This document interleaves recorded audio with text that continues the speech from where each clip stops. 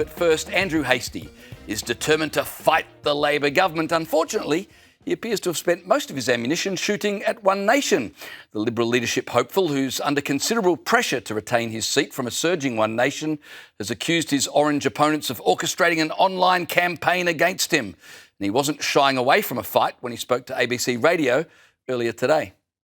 Look, I love pressure, Sally. I wouldn't be in this job if I didn't.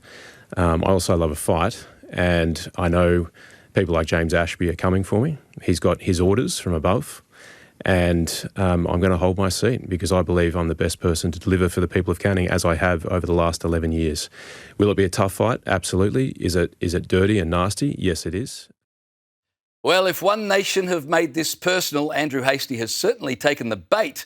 I'm just not sure all this talk about fighting One Nation and meeting One Nation on the battlefield and never bending the knee to One Nation is quite the winning message he thinks it is. You don't win back a voter by telling them their new political crush is the enemy.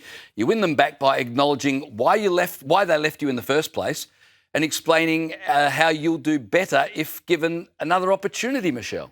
Yeah, look, I love how you went straight to me. I am on Andrew Hastie's side here. I mean, they came after him first and foremost, and he had no other decision but to go out and go hard. Look, at the end of the day, what is One Nation but just Pauline Hanson at this point? We don't really have a lot going on. We know Victoria is we're getting to know a bit about them a little bit more, and they're really close to an election. But look, One Nation to me is kind of like Kinder Surprise. They're sweet on the outside, but you open up, you don't know what you're getting on the inside, really. Well, and it'll take a while to put it together as well. Well, I actually disagree. I think you do know what you get with One Nation. No, I think that Pauline Hanson has been pretty upfront about her views ever since Pauline she entered the Parliament. But I think it's pretty obvious and I do agree with your point that there needs to be policy. That absolutely. I think it is time we start seeing some actual policy decisions. But I think when I think of One Nation, I think of a party that stands up for Australia. I think of a party that understands that we have significant migrational problems.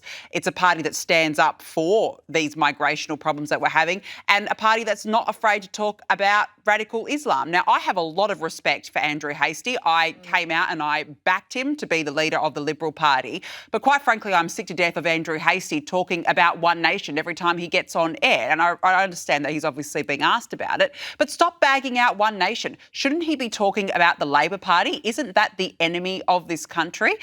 And again, the problem is that the Liberal Party has lost so many voters, right, to One Nation. I don't think that bagging One Nation out is going to make those voters crawl back to the Liberal Party. I think it's going to alienate them further. Well, I kind of disagree because I think what it might do is you might bring a lot of the voters from Labor who are very disillusioned over into the Liberal Party camp. So I think that that's kind of a good play here. But I do also think when we look at Hastie, he's got to go out hard because they are coming after him first. And I think they have made it clear that even though they said, look, we don't want to split the vote, our fight is not with the Liberal Party, it is with Labor, but yet they've gone hard after Hastie. I think he's had no other option but to go hard after them. And I am backing him for this one. I just think he should go hard after the Labor Party. And so I wonder how much of this is media generated, right? Because the easiest thing for the media is to pit One Nation against Liberal, because far more interesting to the general public than policy is conflict, right? A lot of media thrives on conflict. And so a lot of Liberal politicians do get asked about One Nation. And I think to a man and a woman, they should, by all means necessary, resist answering that question and immediately pivot straight back to the Labor government and attack the Labor government. And in that regard, Hastie's shown himself to be, well, it was good that they didn't make him the leader because I think his judgment is poor. He falls for this all the time. And I can tell you everything Hastie said about One Nation, and I've not paid a lot of attention to Hastie, but I couldn't tell you that much that he said about the government. And he probably has, but it's what he says about One Nation that makes the news, and that's, I think, counterproductive. Yeah,